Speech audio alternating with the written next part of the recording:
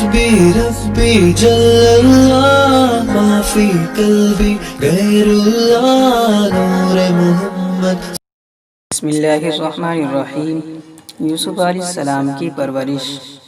جب پیارے یوسف علیہ السلام و بنیامین کے سر سے ماں کا سایہ اٹھ گیا تو حضرت یعقوب علیہ السلام نے دونوں بچوں کو اپنی حقیقی بہن کی پرورش میں دے دیا، جو ان کو لے کر اپنے گھر چلی گئیں۔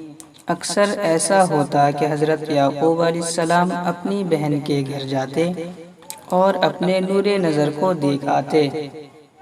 جب کئی سال گزر گئے تو یوسف علیہ السلام حسین پیاری پیاری باتیں کرنے لگے، جنہیں سن کر حضرت یعقوب علیہ السلام یہ تھوڑی سی فرقت بھی گوارا نہ کر سکے اور بے چین ہو کر اپنی بہن سے کہا کہ مجھے اپنی آنکھوں کی ٹھنڈک، پیارے یوسف علیہ السلام کی فرقت اب ذرا بھی گوارا نہیں، اور چونکہ اب یہ ہوشیار ہو گئے ہیں اور پیاری پیاری باتیں کرنے لگے ہیں، اس لیے اب مجھے ان کو واپس دے دو۔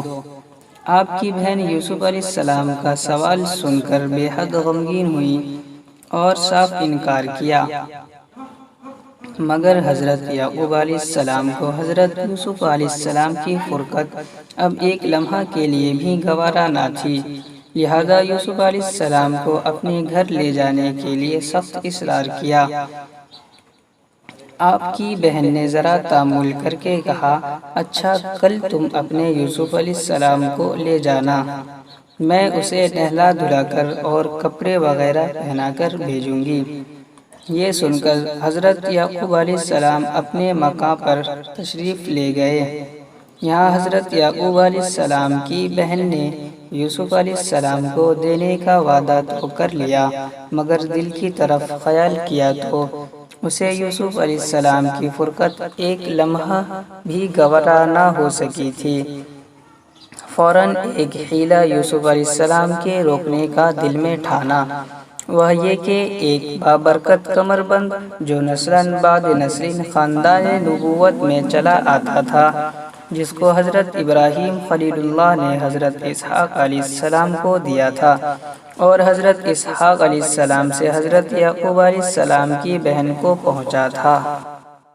غرض یہ کہ وہ کمر بند حضرت یوسف علیہ السلام کی کمر میں باندھ کر اوپر سے کپڑے پہنا دیے اور یہ راز سب سے پوشیدہ رکھا۔ آخر دوسرے روز حضرت یعقوب علیہ السلام آئے اور بموجب وعدہ نور العین یوسف علیہ السلام کو اپنے ساتھ لے کر چلے گئے۔ آپ کے گھر سے نکلتے ہی حضرت یعقوب علیہ السلام کی بہن نے اعلان کے ساتھ اس کمر بند کی تلاش شروع کر دی اور کہا کہ افسوس، میرا ایک متبرک کمر بند چوری ہو گیا۔ گھر میں سب کی تلاشی لی، پھر یہاں سے تمام کنبے کی رشتہ داروں میں پہنچ کر ایک ایک کی تلاشی لی، آخر حضرت یعقوب علیہ السلام کے مکان پر گئیں اور وہاں سب کی تلاشی لیتے ہوئے سب کے بعد پیارے یوسف علیہ السلام کی تلاشی لی تو ان کی کمر مبارک سے کمر بند بندھا ہوا پایا۔ چونکہ اس وقت کی شریعت میں یہ دستور تھا کہ اگر کوئی شخص چوری کرتا تھا اور تلاشی کے وقت وہ چیز اس کے پاس سے برآمد ہوتی تھی تو اس چیز کے مالک کا 1 سال کے لیے یہ چوری کرنے والا غلام بنا دیا جاتا تھا۔ لہذا اس طریقے سے حضرت یعقوب علیہ السلام کی بہن نے پیارے یوسف علیہ السلام کو 1 سال کے لیے پھر لے لیا اور انہیں بغل میں چھپا کر جلدی سے اپنے گھر لے آئیں۔ حضرت یعقوب علیہ السلام خوب سمجھ رہے تھے کہ یوسف علیہ السلام معصوم ایسا ہرگز نہیں ہے کہ وہ کسی چیز کو چرائیں، بلکہ میری بہن نے اس کی مفارقت گوارا نہ کر کے یہ ایک حیلہ کیا ہے اور اس بہانے سے میرے یوسف کو لے گئی ہے۔ خیر ہرچہ مرضی مولا از ہمیں اولا۔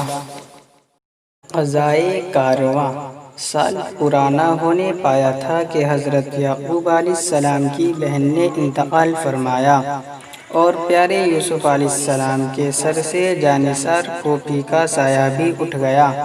جنہوں نے پرورش اور محبت میں ماں کو بھلا رکھا تھا۔ نظم: آہ وہ پھوپھی وہ ماں جیسی رفیق، گود میں رکھتی تھی جو ہر دم شفیق، ناز برداری سے جس کو کام تھا، اور ماں سے بھی فزوں تھی ماں متا۔ آنکھ سے اوجھل نہ کرتی تھی کبھی، جان و دل سے ان پہ بس قربان تھی، اور بھلا رکھا تھا ماں کی گود کو، تاکہ کچھ تکلیف یوسف کو نہ ہو۔ چل بسیں یوسف کو روتا چھوڑ کر، اور کیا ہے ہاتھ دنیا سے سفر، جس کی آغوش محبت میں پلے، پیارے یوسف ماں سمجھتے تھے اسے۔ آج رخساروں پہ ہے آنسو رواں، ماں کا رونا ہے مگر ماں ہے کہاں۔